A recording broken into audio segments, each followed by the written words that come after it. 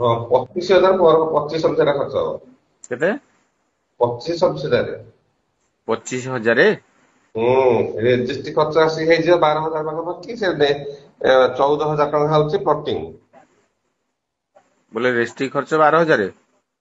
ମାନେ ତମର ଏଇ ଯୋଉ ଷ୍ଟାମ୍ପ ଫିସ୍ କାହିଁକି ହେଲା 12,000 ଭିତରେ ହବ 11,000 କେତେ ହଉଛି। ଷ୍ଟାମ୍ପ।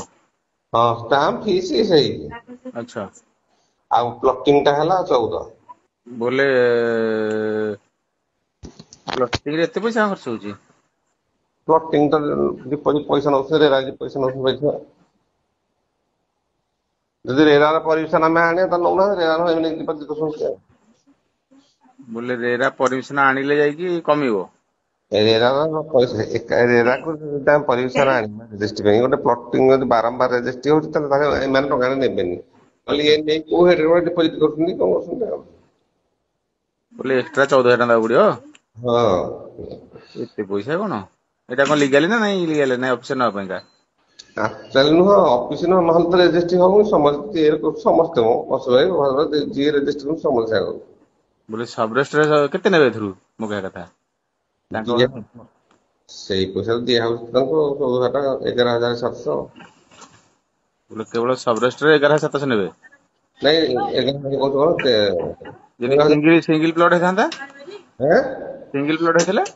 କିଛି ନାହିଁ। ନର୍ମାଲ ହେଇ 12,000 ହେଇଥାନ୍ତା। ପାର୍ଟ ପ୍ଲଟ ପାଇଁକା 11,700 ନଉଛନ୍ତି? 14,000 13,700। ଆଉ କିଛି ଟିକେ କନସେସନ କରୁନାହାନ୍ତି ଏତେ ପଇସା ବହୁତ ପଇସା ହେଇଯାଉଛି। କିନ୍ତୁ ପଚାରେ ବଜାରରେ ନୁହଁ ବେନୁ ଅଧିକ ପଇସା ବେପାର ଯୋଉ କରୁନାହାନ୍ତି ସମସ୍ତେ ତଥାପି କହନା। ଆଚ୍ଛା। ହ୍ୟାଲୋ। ଆଜ୍ଞା। ବର୍ତ୍ତମାନ ଆଜି କି 7 ଦିନ ହେଲାଣି ପ୍ଲଟିଂ ବନ୍ଦ କରିଦେଇଛନ୍ତି। Part plot? ପାର୍ଟ ପ୍ଲଟ ବର୍ତ୍ତମାନ ଏଇ ସାର୍ ବନ୍ଦ କରିଛନ୍ତି ଇଏ ବର୍ତ୍ତମାନ କଣ ତାଙ୍କୁ କୁହାଯାଇଛି ଦେଖନ୍ତୁ ଯିଏ ବିକ୍ରି କରୁନାହାନ୍ତି ଏମାନେ ଆଜ୍ଞା ବିଲ୍ଡର ନୁହନ୍ତି କିଛି ନୁହଁ ଘରୋଇ ଲୋକ ଆଚ୍ଛା। କୁହା ହେଇକି ନିଆ ହଉଛି। ଆଉ ଟିକେ କିଛି କରିହବନି? କିଛି ବର୍ତ୍ତମାନ ସାର୍ କଥାବାର୍ତ୍ତା କଥା ତାହେଲେ କମିବ କି ଟିକେ? ରେଷ୍ଟି ପଇସା ତମେ ଯାହା କମେଇବ ପ୍ଲଟିଂ ରୁ ଟଙ୍କା ଟେ କାଟିବେନି। ଖୋର୍ଦ୍ଧା ପା ନଉଛନ୍ତି 30,000 ଟଙ୍କା। Part plot? ହୁଁ। ପଇସା ଆମେ ତ ଭୁବନେଶ୍ୱରରେ ରେଷ୍ଟି କରିଛୁ ଏତେ ପଇସା ଖର୍ଚ୍ଚ ହେଇନି।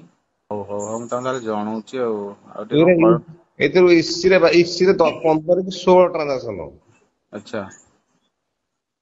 ହେଲା। ଆଚ୍ଛା। ତାହେଲେ ଇଏ ଯୋଉ ତାଙ୍କ ଭାଇଆଳି ତ କରୁଛନ୍ତି ସିଏ କେତେ ପଇସା ଦେବେ ତାହେଲେ? ସେତିକି ତାଙ୍କର ଅଧିକା ହେଇଯିବ ତମ ରେଷ୍ଟି ଖର୍ଚ୍ଚ ଅଧିକା ହବ। ଅଧିକା ହବ? ହୁଁ। ଆଚ୍ଛା। ତାଙ୍କର କେତେ ଅଧିକା ତାଙ୍କ ତମଠୁ।